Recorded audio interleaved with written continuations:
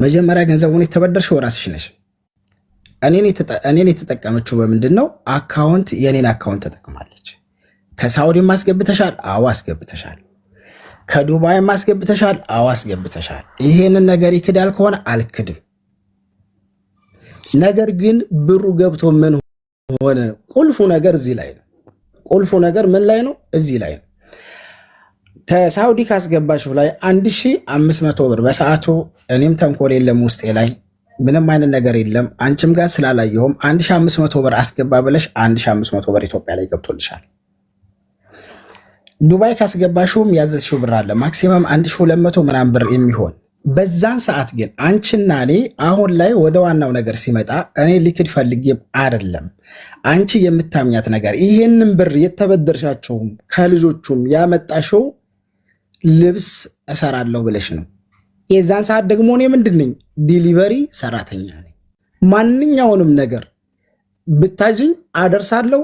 ከስተመር ታመጫለሽ፣ በደረስኩበት እኔ በመኪና በጉልበት ያገለግላለሁ። የኔ ቃላት ይሄ ነው። አንቺም የምታውቂው ይሄ ነው፣ ፈጣሪ በሚያውቀው ማለት ነው። ሁለተኛ እንደገና ደግሞ ልብስ ኦርደር አደርግልሻለሁ ከኢትዮጵያ። ይሄ አንቺ ስራ አይደለም፣ የኔ ስራ ነው። ዋናው ቁልፉ ነገር የቀረው ብር 8000 ምናምኑ ድርሃሙ የቀረው ብር በ17 ብር ከ30 ሳንቲም ምንዛሬ መንዝሬ ነው ለለዚህ ለልጆች የምንከፍለው ብለሽ ራስሽ ቃል ገብተሽ በዛ ብር ተመንዝሮ ያ ብር ኢንቨስት አድርገሽ ከ3 ወር በላይ ሰርተሻል። አልሰራሽም? ከኔ ከ3 ወር በላይ ተሰርቷል። ተርፈም አግኝተሻል። ያ ብር ምንድነው የሆነው? ኢንቨስት ነው ያደረግሽው። እኔ ብር ተቀማጭ እንዲሆንም አድርገሽ አይደለም። አንደኛ ምን ደረሰ ለሚለው ነገር ደግሞ ልብሱን አንቺ ስትሸጭ ከስተመር ስታመጪ አንቺ ማይመጥሽን እኔ እየተቀበልኩኝ ላንቺ የሚሰጡሽን ከስተመሮች ራሴ ቀበላለሁ ብለሽ ልብስ አድርሼ ተመልሼ። ሁለተኛው እንደገና ደግሞ ላስታውስሽ፣ ነገ አላፊነን የማትረሻት ከአላይን ቤተልሔም ከምትባለው ልጅ ጋር ከአጅማን አላይን ድረስ ልከሽ ልብስ አድርስ ብለሽ አድርሽ። ተዛም ተንከልክዬ በባዶ አጅማን ድረስ መጥቼ 1 ድርሃም ሳይከፈለኝ እንደመጣው ታውቂያለሽ። ስራ ቆሜያለሁ። እኔ አይደለሁም ያቆምኩት። ያቆምሽው ደግሞ በምንድን ነው? ያለውን ሳንቲም አስገባልሽ ከዛ ከበር ላይ ገነት። ነገም ዛሬም አንቺም እኔም የምንምልበት ነው። እኔም በእምነት እምላለሁ፣ አንቺም በእምነትሽ ትምያለሽ። 24000 ብር አዘሻል። ከእኔ አካውንት ላይ ነው የገባው፣ ከዚህ ከብሩ ላይ ነው የገባው። ከዛ በተረፈ 138000 ብር እንደሆነ እኔ ያን ምንዛር ያውቃል።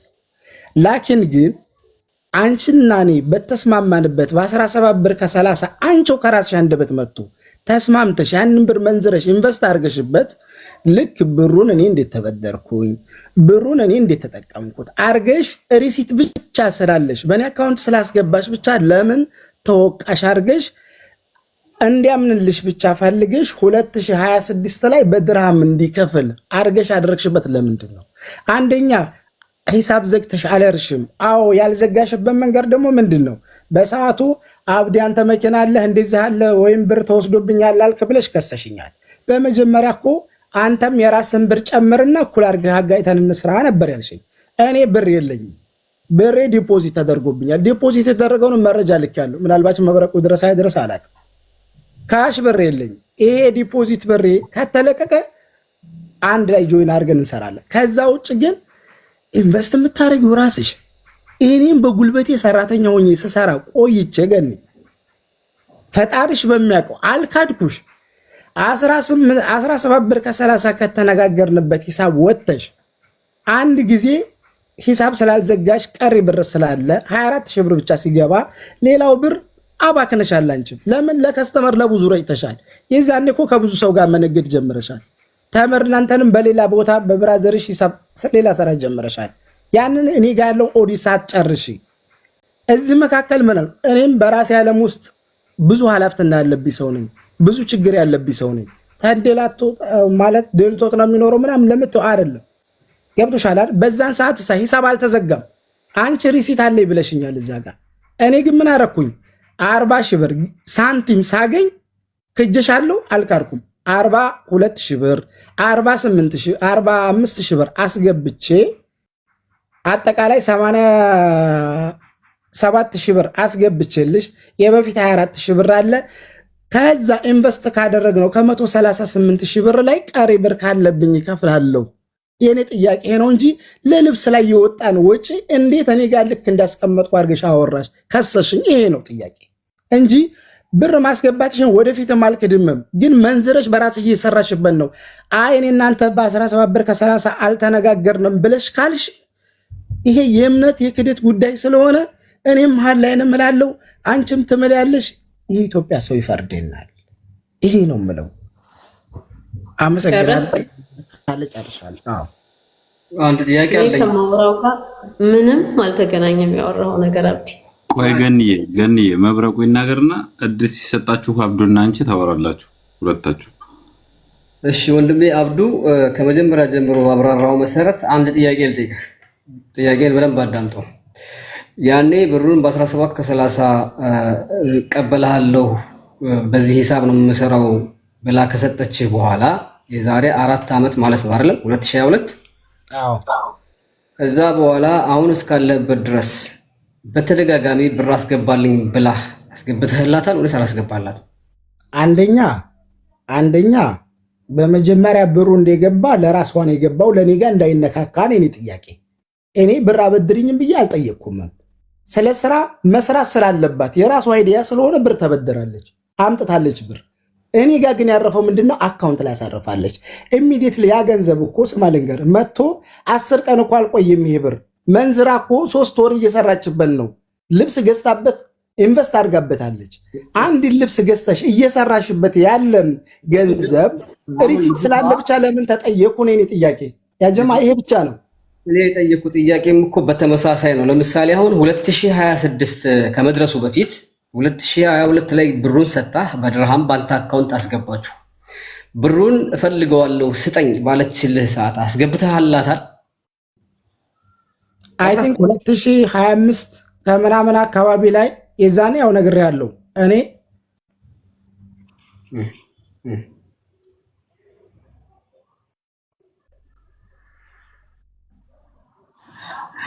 ወዴት ስልክ ነው።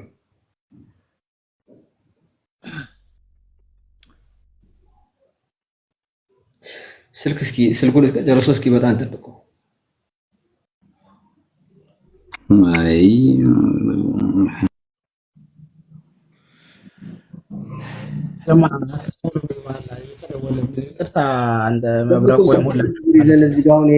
ሻይ ቡና እንበልል ይሆናል። የጠየቁ ጥያቄ ምን መሰለ ወንድሜ፣ ያኔ ገንዘብ አስገባልኝ ባለች ሰዓት ወደው ለምሳሌ 2023 ሊሆን ይችላል 2024 ሊሆን ይችላል። አስገባልኝ ገንዘቡን ባለችልህ ሰዓት አስገብተህላታል ቶሎ ወይንስ በሆነ ጉዳይ አላስገባህላት?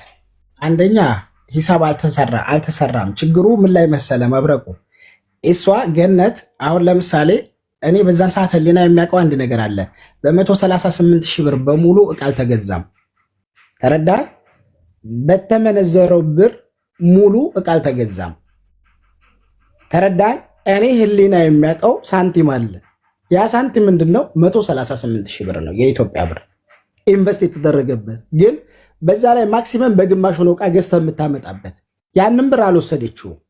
እዚህ መካከል ልብስ እናመጣለን። አይ ቲንክ ታስታውሻለች ገኒ በኋላ 12,000 አግኝተናል ብዬ ኦዲት አድርጌ እነግርሻለሁ። ይሄንን ተነጋግረናል እሷ ጋር ገባ። ከኢትዮጵያ ነው ልብስ የሚመጣው፣ ከዱባይ እንኳን አይደለም የሚገዛው። ተረዳኝ? ከዛን ሰዓት ያልሰጠኋት ለምንድን ነው? ሂሳብ ስላልዘጋች ብር እንዳለ ስለማቅ በሰዓቱ ስላልነበረኝ ሲኖረኝ እሰጥሻለሁ ብያታለሁኝ የቀረውን ብር። በዛውም ሰዓት ደግሞ አስገብቻለሁኝ 42,000 ብር 45,000 ብር አድርጌ ክሊር አድርጌያለሁ። የቀረኝ ብር ካለ ልጠየቅ ነው። ቆይ አንዴ፣ አሁን ባብራራው መሰረት ከትናንትና ጀምሮ ስለው የነበረውን ነገር ነው ያልከው። አሁን እኔ የምጠይቅህ ምን መሰለው እንዴ፣ ብሩን በአንተ አካውንት ስታስገባ ሼር ሰርታችሁ ልታተርፉ አይደለም አይደል? ቆይ አንዴ፣ ሚውተር ነው ታታችሁ ብዬ ለምኛችኋለሁ፣ አታናዱ። ሼር ልታተርፉ አይደለም ለጋራ አብዱ አትሰማም። አብዱ ወይ አትሰማም። ቆይ ኖር የሚውት አድርግልኝ። አይ አትሰማም፣ እንገርህ ብዬ ነው። በደምብ ሰማኛለህ። በመጀመሪያ የዛን ሰዓት እኔ በገነት የተናደርኩበት ነገር ምን መሰለ? ገነት ለመሄድ ስላሰበች ሌላ ቦታ ለመስራትም ስላሰበች በሰዓቱ እቃ እያጣራች ነው። ለዛ አድርስ ትላለች። ያን ሂሳብ አልዘጋችም። ስላልዘጋች ያንን ብር ደግሞ እኔ አልሰጠሁም። ገባ? ክሊር አድርጌ አልዘጋንም። ስላልዘጋን በመሃል ብር የለኝም ስላልነበረኝ በሰዓቱ ሌት ሆኗል የቀረው ብር እንጂ በድርሃም መታ እሷ ኢንቨስት አድርጋ ስሰራበት የነበረውን ነገር እኔ ተላላኪ ሁኜ ስሰራበት የነበረውን ነገር በድርሃም ትጠይቃለች ብዬም አላስብምም። ለምን ኢንቨስት የተደረገ ነገር ነው። አንድ ጥያቄ ልጠይቅህ። ቤት አድርጌ ነው የከፈልኩት። አንድ ጥያቄ ልጠይቅህ ወንድሜ። በ17 ከ30 ሂሳብ 138 ሺህ ብር ይመጣል ብለን ተስማምተን ነው አልክ። ያኔ ድርሃም ወርዶ በ5 ቢገባ ኖሮ ከኪስ ሞልተህ ትከፍል ነበር? አይደለም። ሪዝኑ እሱ ነው። ሪዝኑ ምንድን መሰለህ? ሊቀንስ ስለሚችል አለች። ገና ብሩ መጥቶ ማለት ነው ተቀብላ ስመጣ ሊቀንስ ስለሚችል ይሄ ድርሃም የምንከፍለው በ17 ብር ከ30 ነው ብላ ልጆቹንም ያውቃሉ ብላ ተናግራለች። ይሄንን አላልኩም ካልሽ ይሄው የእምነት ክደት ጉዳይ ነው። ትመያለሽ እምላለሁ ነው። ይሄ ነው መብረቁ። ሶሪ፣ ከዛ በፊት መጠየቅ ያለብህ ጥያቄ አለ። በጉልበቴ ነው እኔ ልሰራ የተስማማው ብሏል። ከዛ በኋላ ደግሞ ኦዲት አድርጌ 12000 አትርፈናል ሲል ምን ለማለት ፈልጎ ነው? እሱን አብራራላችሁ አብዲ። ሁለተኛው ጥያቄ ነው የጠየቀው።